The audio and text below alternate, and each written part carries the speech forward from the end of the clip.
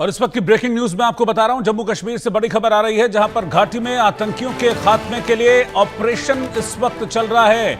Operation खतरे की घंटी, और इसके तहत अब आतंकियों को ढूंढ ढूंढ कर मौत के घाट उतारा जाएगा, उन्हें जहन्नुम पहुंचाया जाएगा। इस वक्त की ब्रेकिंग न्यूज में आपको बता रहा हूं, कल भी जैश ए मोहम्मद का एक आतंकी इन्हीं सर्च ऑपरेशन के दौरान मारा गया था।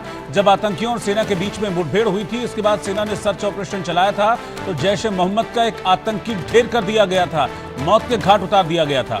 और इस बीच एक ब्रेकिंग न्यूज और आ रही है कि आज भी जम्मू कश्मीर में बड़े पैमाने पर सर्च ऑपरेशन जारी हैं और आगे भी ये सर्च ऑपरेशन जारी रहेंगे। बसंतगढ़ में जैश के 3 आतंकियों की तलाश इस वक्त की जा रही है। पूरे इलाके में सेना और पुलिस ने सर्च अभियान चलाया हुआ है।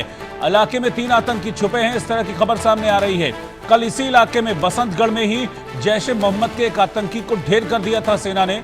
इसके बाद अभी भी कुछ आतंकी यहां छिपे हुए हैं, इस तरह की जानकारी है, जिसके चलते ये सर्च ऑपरेशन इस वक्त जारी है। कॉम्बिंग चल रही है जंगलों के एरिया में, खासतौर पर जहां आतंकियों का हाइड आउट हो सकता है, जहां इनके छिपे होने की आशंका हो सकती है, उन इलाकों में सेना सर्च ऑपरेशन चला रही है।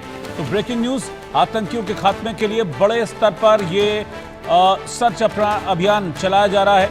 मैं आपको बता दूं कि ऑपरेशन ऑल आउट ऑलरेडी चल रहा है घाटी में, और इसका मकसद है कि घाटी को बिल्कुल क्लीन करना, आतंकियों से मुक्त करना घाटी को, और आतंक का पूरी तरीके से खात्मा इस ऑपरेशन का मकसद है। और इसी के तहत अब आतंकियों को जहन्नुम पहुंचाने के लिए सेना इस वक्त बसंतगढ़ इलाके में कॉम्बिंग कर रही है। बसंतगढ़ इलाके में सेना ने सर्च अभियान चलाया हुआ है।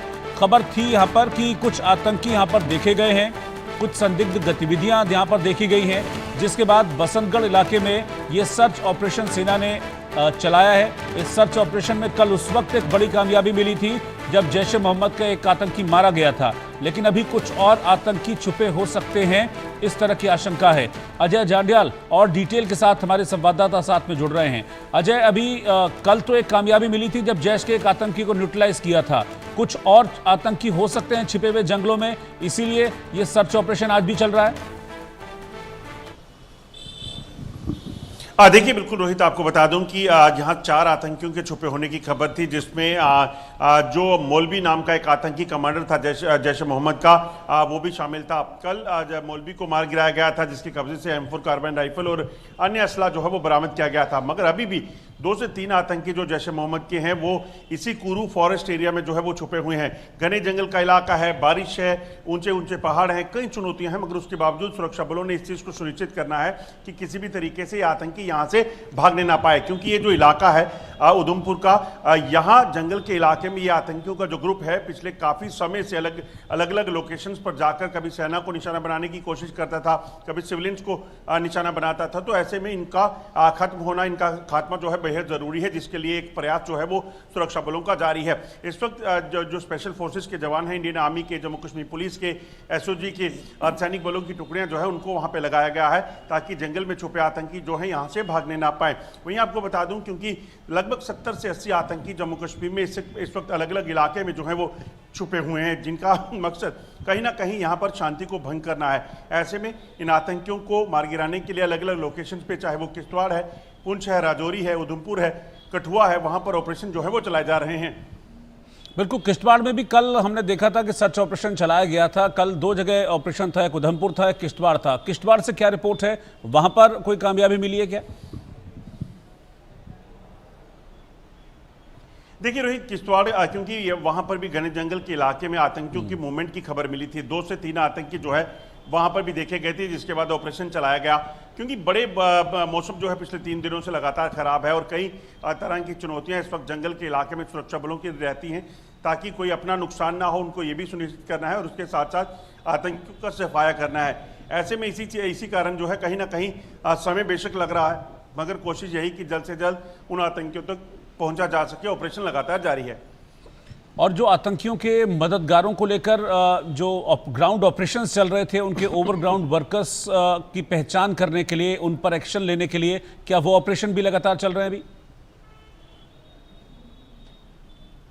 देखिए रोहित, सबसे ज्यादा जो इस वक्त बड़ी चुनौती सुरक्षा बलों के लिए ये थी कि इन आतंकी जिनको मार गिराया जाता है उसके बावजूद जो है आतंकी कैसे आखिर वापस रिवाइव कर जाता है, आतंकवाद कैसे रिवाइव करता है, कहां से आतंकी आते हैं, कैसे वो यहां पर आकर किसी हमले को अंजाम देने में जो है वो कामयाब होते हैं, कहां छुपते हैं, लॉजिस्टिक सपोर्ट कौन देता है।